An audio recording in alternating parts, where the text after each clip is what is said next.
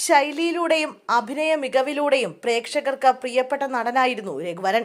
വിവിധ ഭാഷകളിലായി 150-ലേറെ ചിത്രങ്ങളിലാണ് അദ്ദേഹം അഭിനയിച്ചത്. നായകനായും സഹനടനായും വില്ലനായും വെള്ളിത്തിരയിൽ നിറഞ്ഞാടി.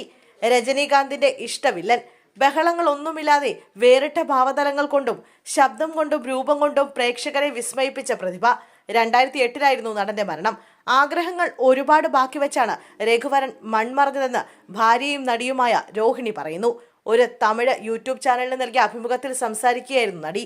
വിവാഹത്തിന് ശേഷമുള്ള തന്റെ ആദ്യത്തെ പിറന്നാളിന് രഘുവരൻ സമ്മാനമായി നൽകിയ സാരി ഉടുത്താണ് രോഹിണി എത്തിയത്. രഘുവരൻ എന്ന അഭിനേതാവിന്റെ 30% മാത്രമേ സിനിമ ഇൻഡസ്ട്രി ഉപയോഗിച്ചിട്ടുള്ളൂ. ബാക്കി 70% അദ്ദേഹത്തിന്റെ ഉള്ളിൽ തന്നെയാണ്.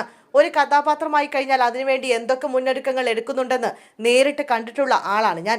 കുട്ടികളെ ക്രൂരമായി പീഡിപ്പിക്കുന്ന രംഗങ്ങളിൽ അഭിനയിക്കില്ല എന്ന നിബന്ധന മാത്രമേ രഘുവിനുണ്ടായിരുന്നുള്ളൂ. അല്ലാതെ ഒരു നടൻ എന്ന രീതിയിൽ ഏതുതരം റോളുകൾ ഏറ്റെടുത്ത് ചെയ്യാനും അദ്ദേഹത്തിന് പ്രത്യേക താല്പര്യമായിരുന്നു. തന്റെ ഉള്ളിലെ നടനെ പൂർണ്ണമായും പുറത്തെടുക്കുക എന്ന ഉദ്ദേശത്തിൽ ആത്മ എന്നൊരു സിനിമ രഘു പ്രഖ്യാപിച്ചിരുന്നു. വിദേശത്തു നിന്നും വരുന്ന ഒരു വനിതയിലൂടെ കഥ പറയുന്നതായിരുന്നു ആ സിനിമ. ശരിക്കും അതൊരു ഇന്റർനാഷണൽ ലെവൽ സിനിമയായിരുന്നു. അതിനുവേണ്ടി ചില ഫോട്ടോഷൂട്ടുകളെല്ലാം നടത്തിയിരുന്നു. അന്നെടുത്ത ഫോട്ടോകൾ പലതും ഇന്ന് സോഷ്യൽ മീഡിയയിലൂടെ പുറത്തു വരാറുണ്ട്. പക്ഷേ അത് പൂർത്തിയാക്കാൻ രഘുവിന് സാധിച്ചില്ല. അതിനു മുമ്പേ അദ്ദേഹം മരണപ്പെട്ടു പോയി എന്നാണ് രോഹിണി പറഞ്ഞത്.